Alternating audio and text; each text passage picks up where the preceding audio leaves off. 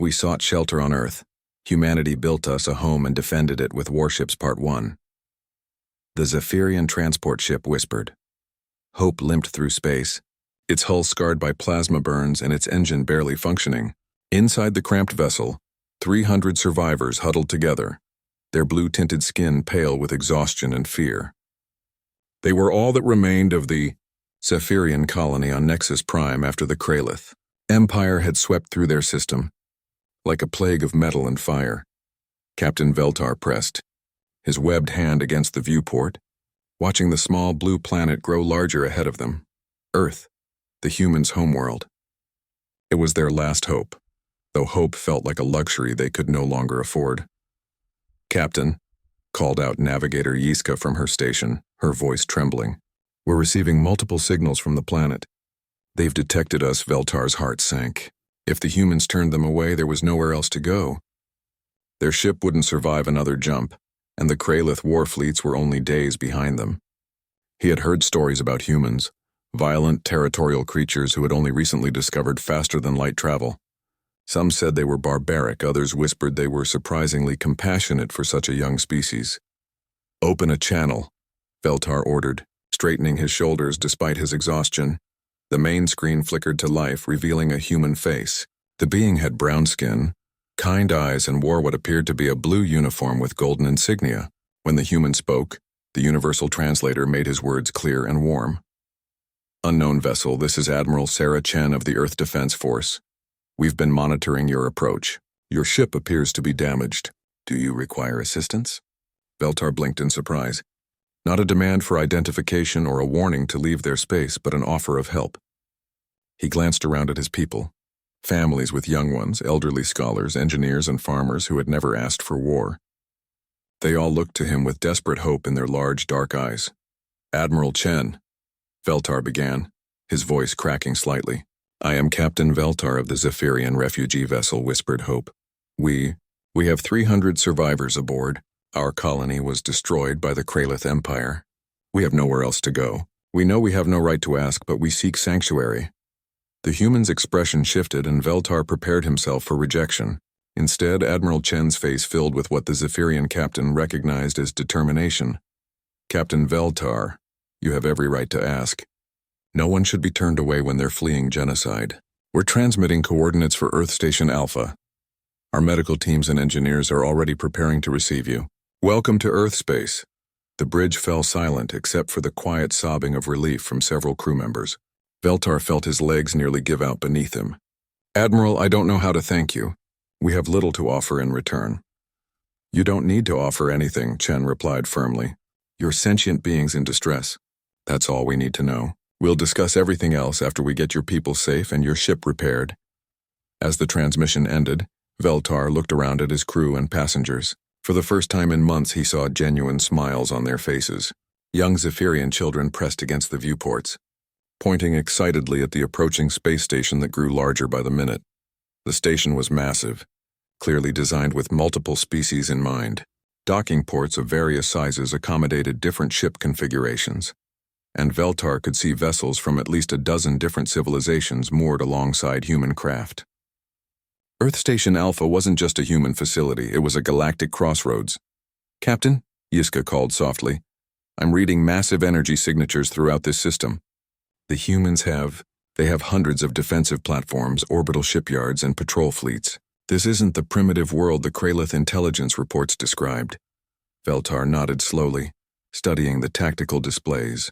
The humans had clearly been busy since first contact with the galactic community 15 years ago. What struck him most wasn't the impressive military infrastructure, but how it was positioned. The defensive grid wasn't just protecting Earth, it was protecting the space lanes, the trade routes, the refugee camps that dotted the outer system. A gentle vibration through the ship's hull announced their docking with the station. Through the airlock came a team of humans in clean white uniforms carrying medical equipment and translation devices. Leading them was a tall woman with gray hair and gentle hands who immediately began checking on the most injured passengers. I'm Dr. Martinez, she said to Veltar as she worked. We've prepared temporary housing for all your people. Nothing fancy, but it's clean, warm, and safe. The engineers are already looking at your ship. They think they can have it fully repaired within the week. We have no money to pay for repairs, Veltar said quietly, shame coloring his words. Dr. Martinez paused in her work and looked directly at him. Captain, let me explain something about humans. When someone comes to our door bleeding and asking for help, we don't check their wallet first. We help them. Everything else can be figured out later. As Veltar watched his people being gently guided to comfortable quarters, as he saw human children offering toys to frightened Zephyrian youngsters, as he witnessed countless small acts of kindness from beings who owed them nothing, he began to understand that the Kralith Empire had made a terrible miscalculation about humanity. These weren't the primitive, selfish creatures their intelligence had described. These were people who built homes for strangers and asked nothing in return. But if the Kralith thought such compassion made humans weak, they were about to learn a very different lesson indeed. Part 2. 3 weeks had passed since the Zephyrians arrived at Earth Station Alpha, and Captain Veltar could hardly believe the transformation in his people. The hollow-eyed, desperate refugees who had stumbled off the Whispered Hope were now laughing, working, and for the first time in months, planning for a future. The humans had done more than provide temporary shelter. They had created a genuine community. The station's vast habitat rings had been reconfigured to accommodate Zephyrian environmental needs, slightly higher humidity, different atmospheric composition, and the specific spectrum of light their people required for health. Human engineers worked alongside Zephyrian technicians, not just repairing the damaged transport, but upgrading it with hybrid technology that made it faster and more efficient than before. Veltar stood in the observation deck of the newly constructed Zephyrian quarter, watching children from both species play together in the carefully designed recreational areas. His daughter Kira was teaching human children the traditional Zephyrian game of wind dancing, while human youngsters showed Zephyrian kids how to play something called soccer in the low-gravity zones. It's remarkable, isn't it? Came a voice behind him. Veltar turned to see Admiral Chen approaching, carrying 2 steaming cups of what humans called coffee, a beverage he had grown surprisingly fond of. Admiral, I still struggle to comprehend it, Veltar admitted, accepting the cup gratefully. Your people have spent enormous resources on us, have restructured parts of your station, have shared your technology. Yet you ask for nothing in return. Chen smiled, settling into one of the chairs that had been specially designed to accommodate both human and Zephyrian physiology. Actually, we've gotten quite a lot in return. Your people's expertise in atmospheric processing has helped us solve problems we've been struggling with for years. Your artists have brought beauty to spaces we never knew were bland. Your children have taught our children that differences aren't barriers, they're opportunities to learn. Through the viewport, Veltar could see the constant stream of traffic around Earth. Not just human ships, but vessels from dozens of species. Refugees, traders, diplomats, and explorers. In the few short years since humanity had joined the galactic community, Earth had become something unprecedented, a neutral haven where any being could find safety and opportunity. Admiral, Veltar said carefully, I must ask about something that troubles me. Our long-range sensors have detected Kralith scout ships at the edge of this system. They're following our trail. When they arrive in force. When they arrive, Chen interrupted gently, they'll find that they've made a serious mistake. Veltar's confusion must have shown on his face, because the Admiral stood and gestured for him to follow. They walked through corridors that hummed with activity, past workshops where human and alien engineers collaborated on projects that pushed the boundaries of known science, past medical bays where Earth's doctors had learned to treat dozens of different biological systems. They entered a secure lift that descended deep into the station's core. When the doors opened, Veltar gasped. Before them stretched a command center that dwarfed anything he had ever seen. Holographic displays showed not just the Sol system, but the entire local galactic sector. Human officers worked alongside beings from a dozen different species, their stations configured for optimal cooperation between radically different physiologies and thought processes. This is Fleet Command, Chen explained, leading him to the central platform. 3 years ago, when we first encountered refugees from Kralith aggression, we made a decision. Earth wouldn't just be a safe harbor, it would be a fortress for anyone seeking protection from tyranny. A tall human with cybernetic implants over one eye approached them. Admiral, I'm Commander Reese, Tactical Operations. Captain Veltar, we've been analyzing the data your ship's sensors collected during the Nexus Prime attack. The Kralith strategy relies on overwhelming force against isolated targets. They've never faced a coordinated defense. The main display shifted, showing ship formations and battle plans. Veltar's breathing quickened as he realized the scale of what he was seeing. How many ships do you have? In the Sol system alone, we maintain a fleet of 800 vessels, Reese replied matter-of-factly. But that's not the impressive part. Through our refugee assistance program, we've made contact with 17 species who have suffered under Kralith expansion. They've all contributed ships, personnel, and strategic intelligence to what we call the Haven Defense Initiative. The display zoomed out, revealing fleet positions throughout the sector. Veltar's hands trembled as he counted the icons. That's nearly 3,000 ships. 3,216 as of this morning, Chen confirmed. Every refugee we've helped, every colony we've protected, every act of simple decency we've shown has created allies. The Kralith expansion has been built on fear and isolation. We've answered with hope and unity. Veltar thought of all the worlds that had fallen before the Kralith advance, all the colonies that had faced the enemy alone and been destroyed. Why haven't you struck back at them? Because we don't make war, Admiral Chen said firmly. We defend. There's a crucial difference. The Kralith are aggressors, conquerors. We are protectors. When they come here, they won't be facing a rival empire trying to expand territory. They'll be facing parents defending their children, neighbors protecting their community, and beings who have learned that diversity makes us stronger, not weaker. A soft chime echoed through the command center and all conversation stopped. A communications officer, her skin bearing the distinctive purple hue of the Altaran species, turned to face them.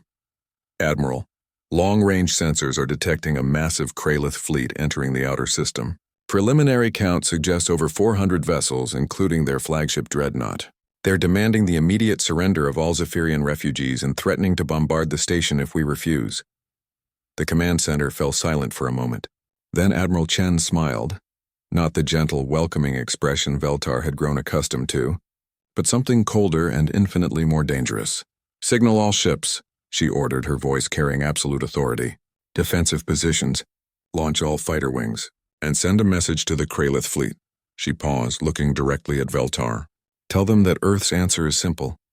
No one under our protection will ever be surrendered to tyrants. If they want our people, they'll have to go through us first. As alarms began to sound and the massive display showed thousands of allied ships moving into formation, Veltar realized that the Kralith Empire was about to encounter something they had never faced before. Not just human military might, but the combined fury of every species that had found safety under humanity's protection. Part 3: The Kralith War Master. Thekvar stood on the bridge of his flagship Dominator's Fist, studying the tactical displays with growing confusion. Intelligence reports had described Earth as a minor world with primitive defenses, populated by a species barely capable of interstellar travel. The data before him told a very different story. War Master, called his tactical officer, mandibles clicking nervously. We're detecting massive defensive formations throughout the system. Ship counts are significantly higher than anticipated. Thekvar's four eyes narrowed as he examined the scanner readouts. The human homeworld was surrounded by layered defensive rings that would make even the Kralith Imperial fleet hesitate. More concerning were the ship identification markers, vessels from dozens of species he had personally conquered, now flying in formation with human craft. Impossible, he growled. Those species were eliminated. Their fleets destroyed. Survivors, War Master. It appears the humans have been collecting refugees from our expansion campaigns. A cold rage filled Thekvar's chest. The Kralith doctrine was built on total victory. When they conquered a world, they scattered or destroyed its population to prevent future resistance. The idea that humans had been systematically saving and harboring these survivors was not just strategically dangerous, it was an insult to Kralith's superiority. Open a channel to the human fleet, he commanded. The main screen flickered, revealing a human female in military uniform. Her expression was calm, professional, and utterly unintimidated by the sight of the massive Kralith war fleet. I am Admiral Sarah Chen of the Earth Defense Force. You are approaching sovereign Earth space with hostile intent. State your business or withdraw. Thekvar's mandibles spread in what his species considered a threatening display. I am War Master Thekvar of the Kralith Empire. You harbor fugitives from Imperial justice. Surrender the Zephyrian refugees immediately, and your primitive world will be spared conquest. The human's expression didn't change. The beings you call fugitives are survivors of genocide under our protection. Our answer is no. You dare refuse the Kralith Empire? Thekvar roared. We have conquered 17 star systems. Our fleet has never known defeat. You will surrender those refugees, or we will take them from the ashes of your world. Admiral Chen leaned forward slightly, and for the first time, Thekvar saw something flicker in her eyes. Not fear, but something that made his chitin crawl. War Master Thekvar, let me explain something about humanity. We've spent our entire evolutionary history facing extinction and surviving anyway. We've turned wolves into pets, split atoms for power, and reached for the stars from a gravity well that should have kept us grounded forever. We don't surrender our people, and we don't abandon those who've asked for our help. She paused, and the camera pulled back to show other figures on the bridge. Beings from multiple species, all wearing Earth Defense Force uniforms, you see. You made a crucial error in your expansion strategy. Every world you conquered, every population you scattered, every refugee who escaped your genocide, they all remembered what you did to them. And eventually they found us. On his tactical display, Thekvar watched in growing alarm as more ships appeared on the scanners, not just the defensive fleet around Earth, but vessels emerging from stealth positions throughout the system, ships using technology he didn't recognize, formations that defied Kralith tactical doctrine. This is impossible, he whispered. Admiral Chen heard him. War Master, you've spent so much time thinking of other species as inferior that you never considered what might happen if they started working together. Every refugee who reached Earth brought knowledge, technology, tactical intelligence about your forces.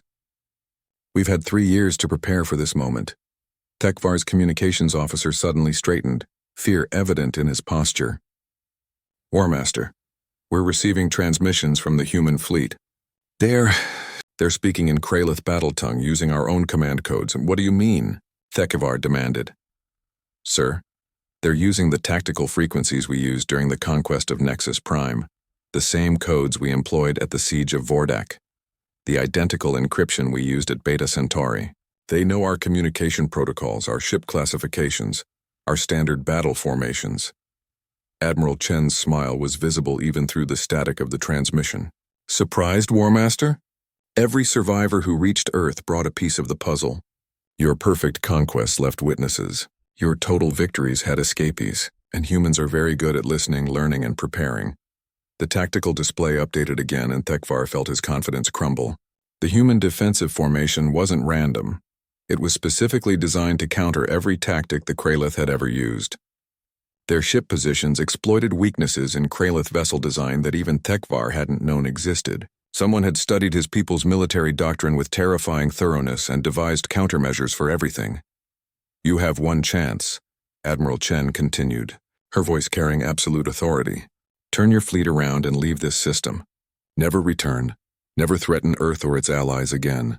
Do this, and you can report to your empire that humans are too well defended to be worth the cost of conquest. Thekvar's pride warred with his growing realization that this battle might not go as planned. And if we refuse? Then you'll discover what happens when 3,000 ships from 17 different species, all united by their hatred of Kralith oppression, decide to settle old scores. The War Master looked around his bridge at officers who were no longer hiding their fear. The sensor readings showed impossible numbers of enemy vessels, tactical positions that suggested months of preparation, and coordination between species that should have been scattered and broken. For the first time in his military career, Thekvar began to understand that the Kralith Empire might have finally encountered an enemy they couldn't simply overwhelm with brute force. War Master, his tactical officer whispered urgently, the human fleet is powering weapons. All ships are charging particle beams and missile systems. Sir, their firing solutions are perfect. They're targeting our ship's exact weak points.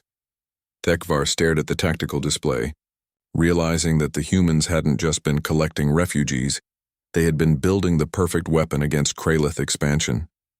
Not through superior technology or overwhelming force, but through unity, preparation, and the accumulated knowledge of every species the Empire had wronged.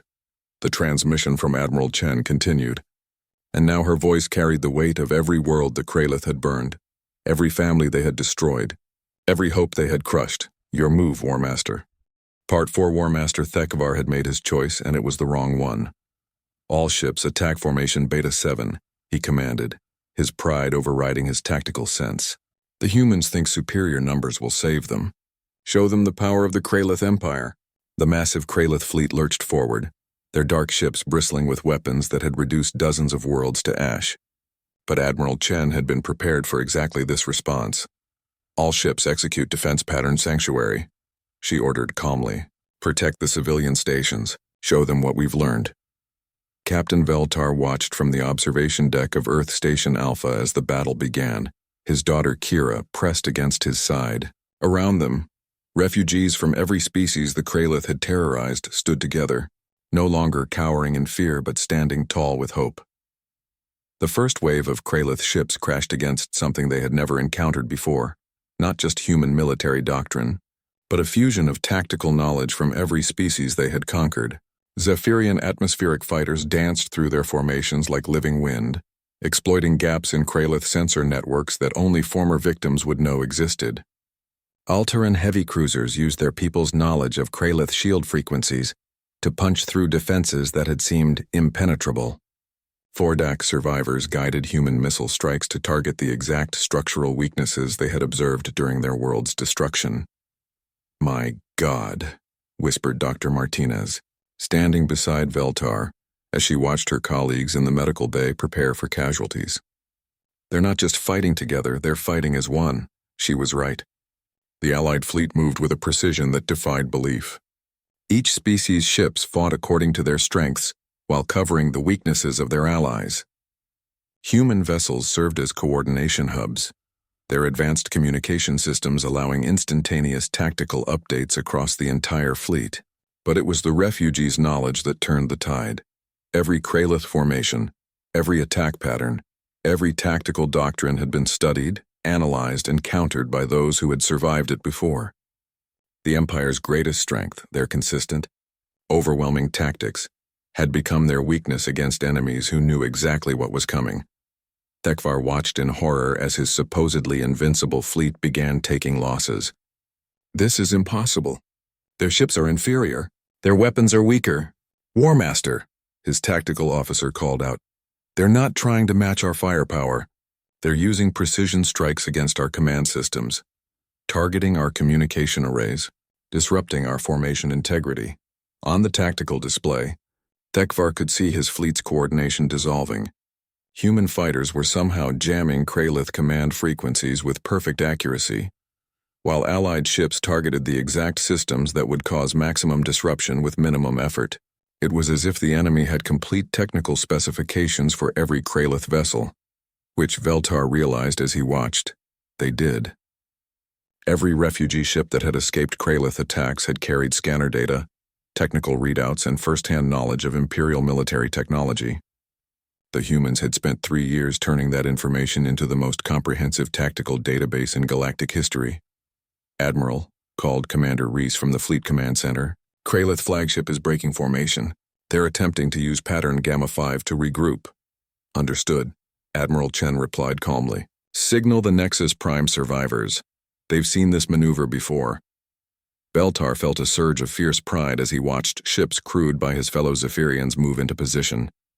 These were beings who had lost everything to the Kralith, who had fled in terror across the galaxy. Now they flew human-designed vessels enhanced with Zephyrian technology, their movements guided by perfect knowledge of the enemy's intentions. The Kralith flagship Dominator's Fist found itself trapped in a coordination pattern its own tactical manual had written. Human ships drove it toward a carefully prepared killing ground, while Zephyrian vessels used their atmospheric expertise to create sensor shadows that hid the approaching Allied forces. When the trap was sprung, it was with precision that made Kralith military doctrine look crude and predictable. "War Master," screamed his weapons officer.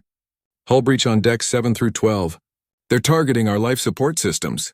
Thekvar realized with dawning horror that the humans weren't trying to destroy his ships. They were trying to disable them. Each attack was calculated to cause maximum tactical damage while preserving as much life as possible. Even in the heat of battle, these beings were still thinking like protectors rather than conquerors. "Sir," his communications officer called out, "we're receiving a transmission from the human admiral." Admiral Chen's face appeared on screen again, But now she was speaking from what was clearly a combat bridge. Around her, the controlled chaos of battle management continued as officers from multiple species coordinated the most complex military operation in galactic history. "War Master Thekvar," she said, her voice steady despite the massive space battle raging around them. "You have lost. Your flagship is disabled. 60% of your fleet is either destroyed or surrendered, and the remainder are in full retreat. I'm offering you the same choice your empire never gave any of its victims. Surrender now and live." Thekvar looked around his bridge. His officers were staring at him with expressions he had never seen before on Kralith faces: fear, doubt, and something that might have been shame. His mighty fleet, the terror of 17 star systems, had been systematically dismantled by beings he had considered inferior. "How?" he whispered. Admiral Chen seemed to understand the larger question behind the word. "War Master, your empire built its power on isolation and terror. You kept your victims separated, made them feel helpless and alone, but suffering shared becomes bearable, and knowledge shared becomes powerful. Every being you made homeless found a home here. Every person you orphaned found a family here. Every survivor you scattered found unity here." She paused, and the camera pulled back to show the bridge around her. Humans working alongside Zephyrians, Altarans coordinating with Vordaks, a dozen species functioning as a single, cohesive unit. "You see, War Master, you forgot something crucial about intelligent beings. We learn, we remember, and when we work together, we become something greater than the sum of our parts." Through the viewport of the station, Veltar could see the Kralith fleet's remnants fleeing toward the edge of the system. But more importantly, he could see something that filled his heart with a joy he had thought lost forever. His people's ships flying in formation with dozens of others, no longer running from destruction but defending a place they could finally call home. "Daddy," Kira said softly, tugging on his sleeve, "are we safe now?" Veltar looked down at his daughter, then around at the community of survivors who had become something more than refugees. They had become Earth's children, humanity's allies, and guardians of a new kind of civilization. "Yes, little star," he whispered, using her pet name. "We're home." Part 5. In the aftermath of what historians would later call the Battle of Sol, the true scope of humanity's vision began to unfold. The defeated Kralith fleet had retreated to lick its wounds, but the victory was only the beginning of something far more significant.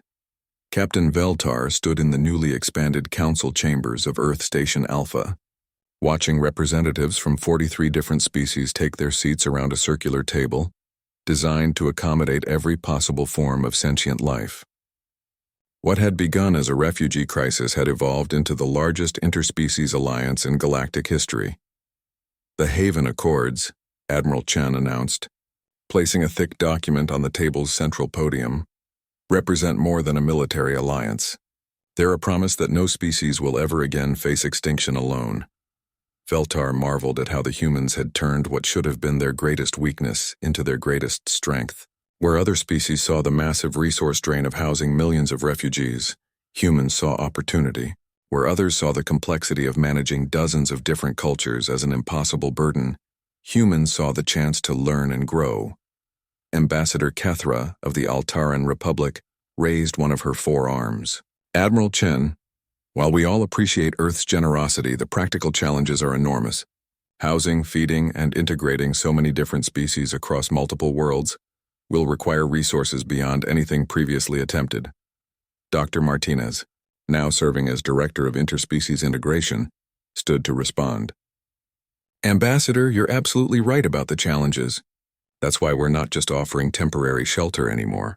We're proposing something revolutionary, the first truly integrated interspecies civilization." The chamber fell silent as the implications sank in. Veltar felt his heart racing as Dr. Martinez continued. "Over the past year, our refugee populations have achieved something remarkable. Zephyrian atmospheric processors working with human engineers have developed terraforming techniques that can create habitable worlds in half the time previously required. Altaran medical knowledge combined with human research has produced treatments for diseases that have plagued both our species for centuries. Vordak artistic traditions have inspired human architects to design cities that are not just functional, but beautiful in ways we never imagined." She gestured to the walls around them, which displayed holographic images of the projects she described. Veltar saw cities that seemed to grow from the landscape itself, where buildings designed for different species were woven together in patterns that created something entirely new. Not human architecture with alien additions, but something that belonged to all of them. We're not proposing to create human colonies with alien residents, Dr. Martinez continued. We're proposing to build worlds that belong to everyone, where every species contributes their greatest strengths to create something none of us could achieve alone.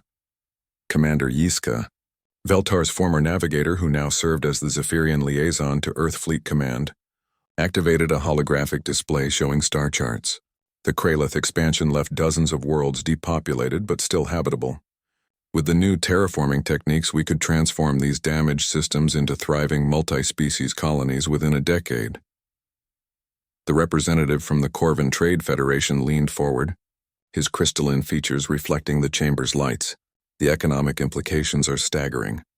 A truly integrated economy where each species contributes according to their natural abilities could create prosperity on a scale never before seen. Veltar found himself thinking of his daughter Kira, now attending integrated schools where human children learned Zephyrian wind singing, while Zephyrian youngsters mastered human mathematics. She spoke 3 languages fluently and was working on a 4th, not because it was required, but because she was genuinely curious about her friends' cultures. What kind of future would such children create? Admiral Chen stood again, her expression serious. The Kralith Empire isn't finished. Our intelligence indicates they're regrouping, calling in fleets from their outer territories. They see what we're building here as an existential threat to their expansion doctrine. Because it is, said War Master Thekvar. Every head in the chamber turned toward the speaker. The former Kralith commander sat in specially designed restraints that accommodated his species' physiology, while preventing escape, his 4 eyes meeting the collective gaze of representatives from species his people had conquered. War Master, Admiral Chen said carefully, you requested to address this assembly. The floor is yours. Thekvar struggled to his feet, his posture showing deference rather than the aggressive dominance typical of his species. I have spent months in your custody, observing your society, trying to understand how you accomplished what should have been impossible. I have watched Kralith prisoners working alongside their former victims, not as slaves but as equals trying to rebuild what our empire destroyed. He paused. His mandibles clicking in what Veltar had learned was a sign of deep emotion in Kralith culture. The Empire's strength has always been our uniformity, our absolute hierarchy, our belief that conquest is the only path to security. But I have seen Zephyrian children teaching Kralith young ones to fly atmospheric gliders. I have seen human doctors healing wounds that Kralith weapons inflicted. I have seen former enemies becoming friends, not through force or indoctrination, but through simple daily kindness. The chamber remained silent as the implications of his words sank in. The Empire fears you because you offer something we never could. Hope without conquest. Strength through cooperation. Growth through acceptance of differences rather than their elimination. You have created something that makes our entire civilization obsolete. Thekvar turned specifically to face Veltar. Captain, I was present at the destruction of Nexus Prime. I gave the order that destroyed your world. Yet your daughter brought me fruit from the station's gardens yesterday and asked if I was lonely. Such a thing would be impossible in the Empire. Veltar felt tears forming in his large eyes. War Master, what are you saying? I am saying that I wish to formally request asylum, not just for myself, but for any Kralith who choose to abandon the Empire's path.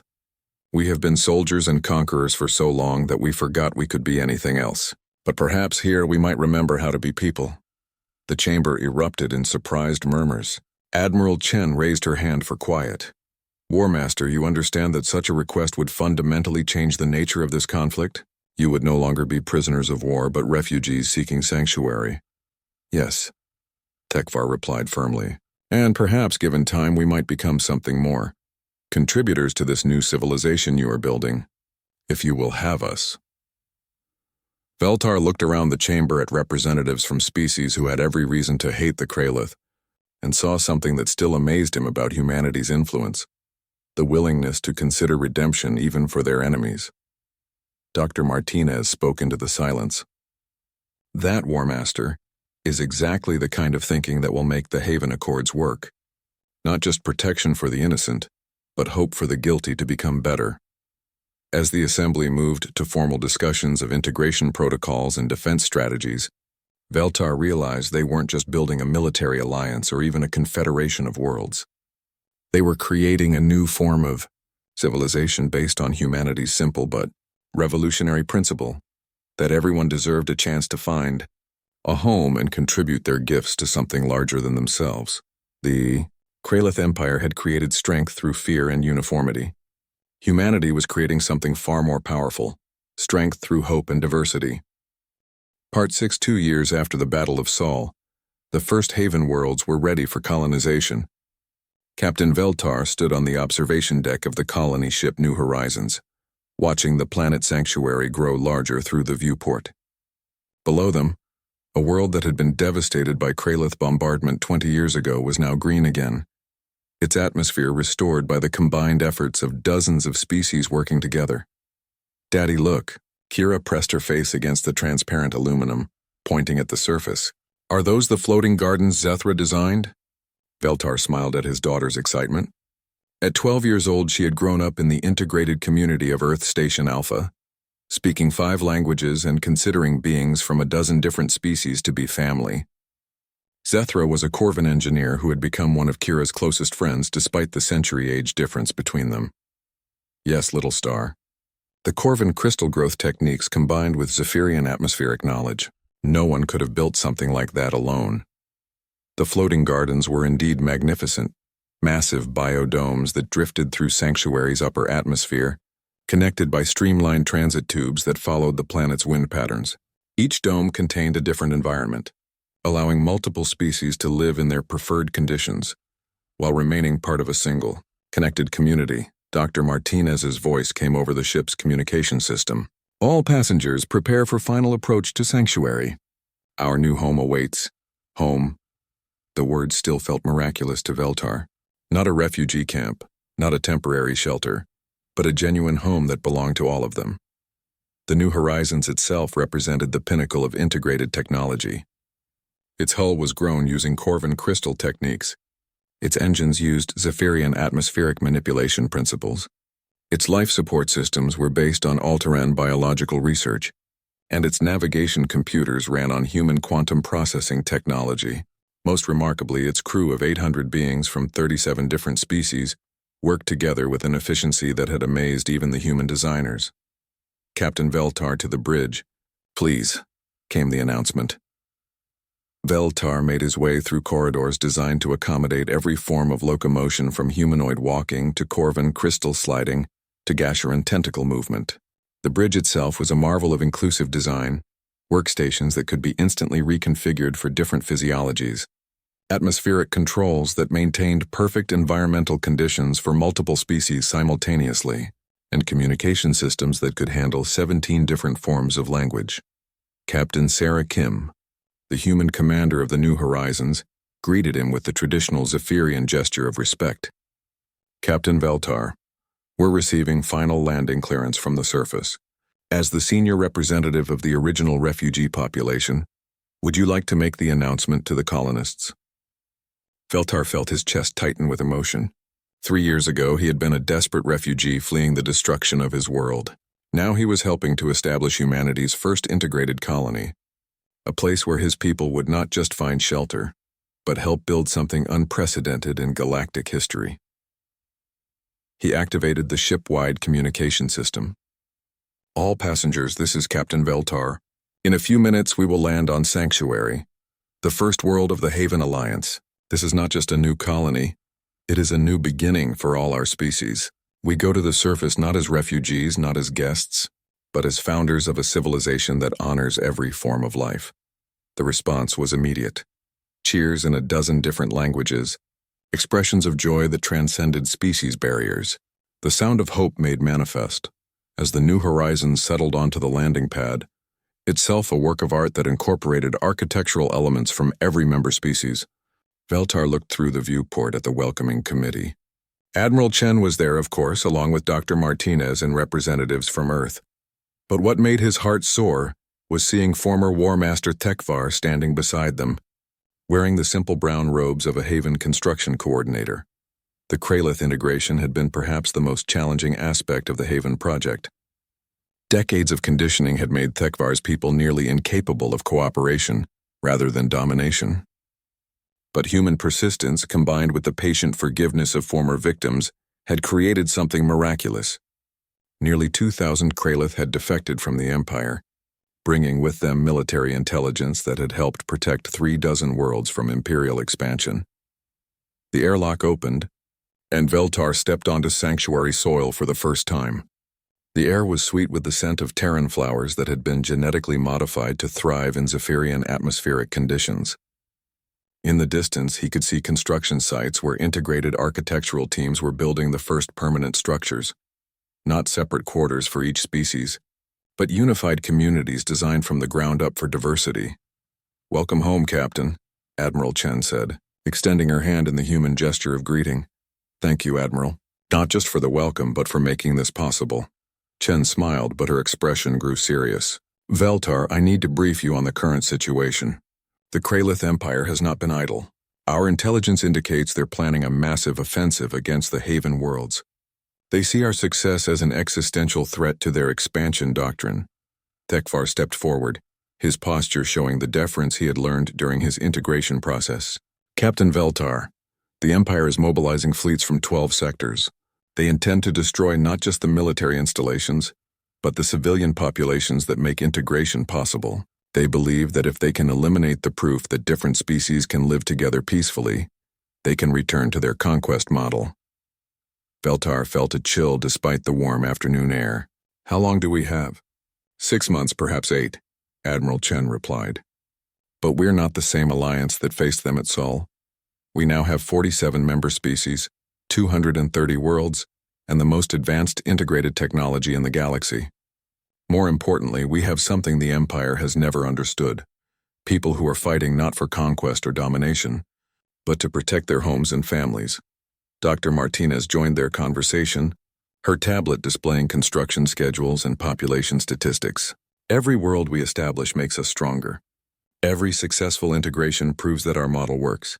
Every former enemy who chooses to join us weakens their ideology."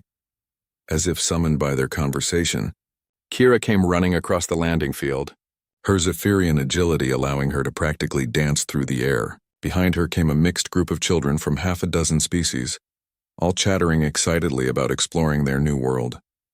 "Daddy, can we go see the underwater cities the Aquarians are building? And the crystal caves where the Corvins are growing the new computers? And Thekvar promised to show us the defensive installations."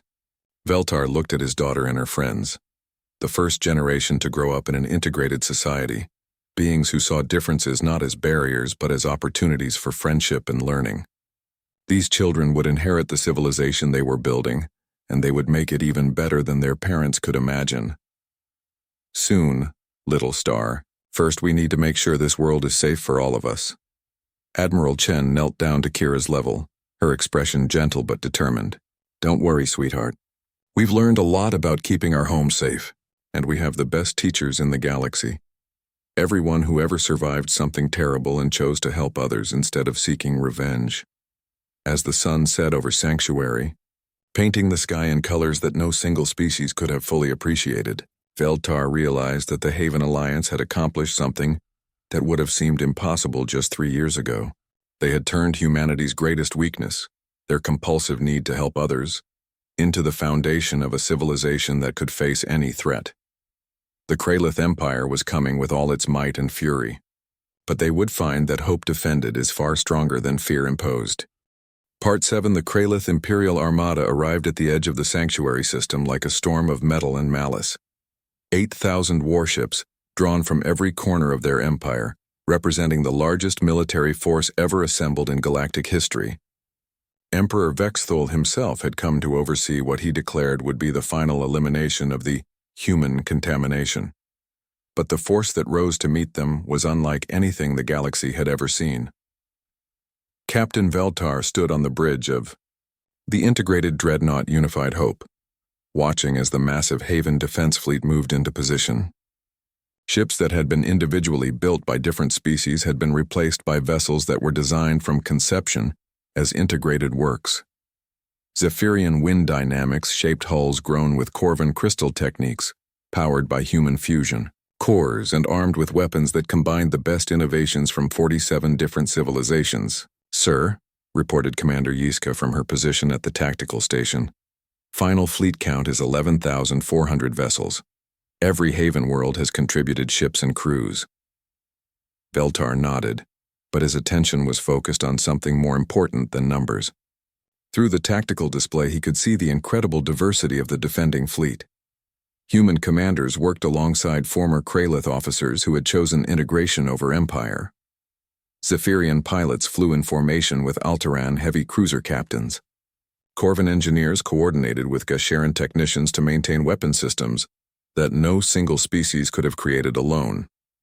"Captain," came Admiral Chen's voice over the communication link, "you have tactical command of the Sanctuary defense grid.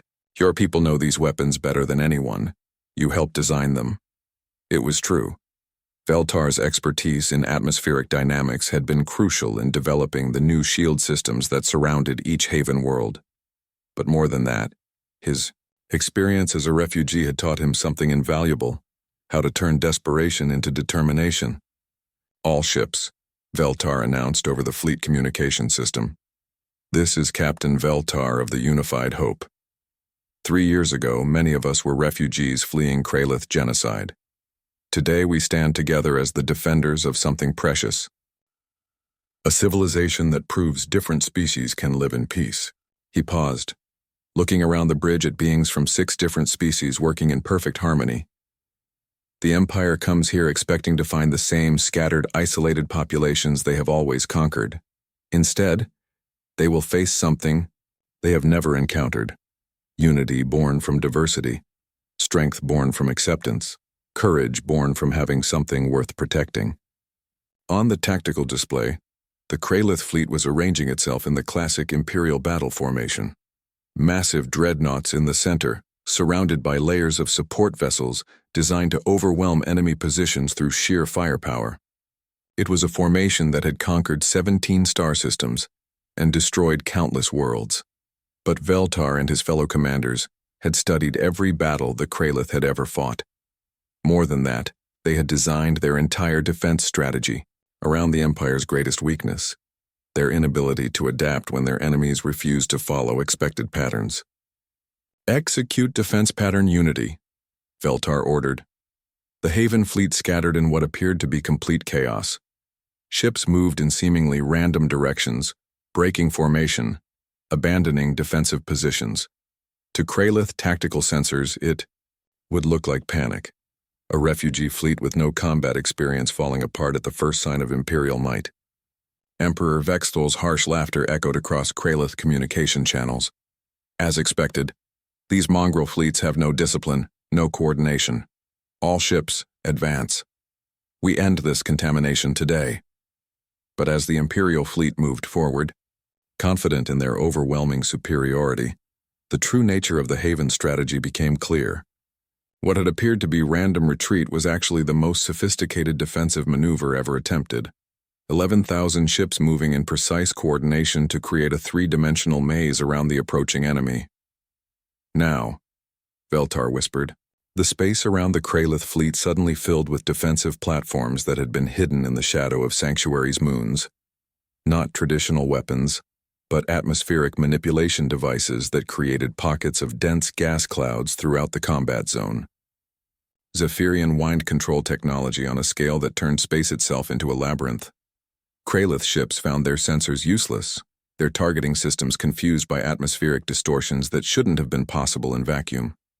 Their perfect formation fractured as visibility dropped to almost nothing. "Weapons free," Admiral Chen commanded from her flagship. "Remember, we're not here to destroy an empire. We're here to defend our homes." What followed was not a battle in any traditional sense. It was something entirely new, a defensive action that systematically disabled rather than destroyed, that captured rather than killed, that offered surrender rather than demanding it. Human ships used non-lethal weapons to disable Kralith engines. Corvin vessels employed crystalline containment fields to immobilize enemy craft without harming their crews. Alteran medical ships moved through the battlefield, treating wounded from both sides. Even former Kralith crews broadcast surrender terms in their own language. offering clemency and integration to any Imperial forces willing to lay down arms. Emperor Vexithul watched in growing horror as his invincible armada was systematically neutralized by enemies who seemed more concerned with preserving life than taking it. This is impossible. They should be fighting for their lives, not trying to capture us. But that was exactly what made the Haven Alliance so revolutionary. They fought not from hatred or conquest, but from love. Love for their families, their communities, their shared dream of a peaceful galaxy. When the battle ended 4 hours later, the results were unprecedented in galactic warfare. Of 8,000 Kralith ships, 7,000 had been disabled and captured rather than destroyed.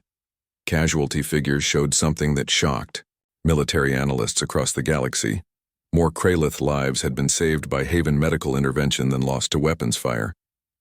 Emperor Vexthul himself sat in the detention center of Earth Station Alpha, staring in bewilderment at the comfortable quarters, the medical care, the polite treatment from guards who spoke his language and respected his cultural needs, despite everything his empire had done to their worlds. Dr. Martinez sat across from him, her expression patient and kind. "Your Majesty, you're probably wondering why we haven't executed you." "You are weak," Vexthul said, though his voice lacked conviction. "You lack the will to do what is necessary." "Are we?" Dr. Martinez asked gently. "Your empire controlled 17 star systems. The Haven Alliance now protects 230 worlds. Your armada was the largest ever assembled. Our integrated fleet defeated it without destroying it. Which approach seems stronger to you?" Vexthul was silent for a long moment. Through the viewport of his quarters, he could see Kralith prisoners working alongside Haven citizens in the station's gardens, former enemies sharing meals and conversation. "How?" he whispered. "Your Majesty, what if I told you that strength doesn't come from making others fear you, but from making them glad to stand beside you? What if I told you that the greatest power isn't the ability to destroy, but the ability to heal, to build, to welcome?" Captain Veltar entered the room, his daughter Kira beside him. The young Zephyrian carried a small potted plant, a Terran flower that had been cultivated to thrive in artificial atmosphere. "Your Majesty," Veltar said formally, "my daughter insisted on bringing you this. She said everyone deserves something beautiful in their room." Kira stepped forward fearlessly, offering the flower to the being whose empire had destroyed her grandparents' world.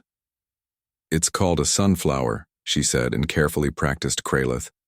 "It always turns toward the light." Emperor Vexthul stared at the child, then at the flower, then at the impossible scene around him. Former enemies treating him with kindness, a civilization that had turned his greatest military triumph into an opportunity for integration and healing. For the first time in his century-long life, the Emperor of the Kralith began to understand what the humans had been trying to show the galaxy all along. Sometimes the greatest victory is not conquering your enemies, but helping them become your friends.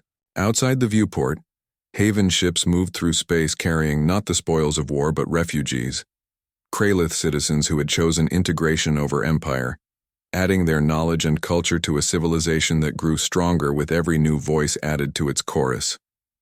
The Kralith Empire was finished, but something far greater had taken its place.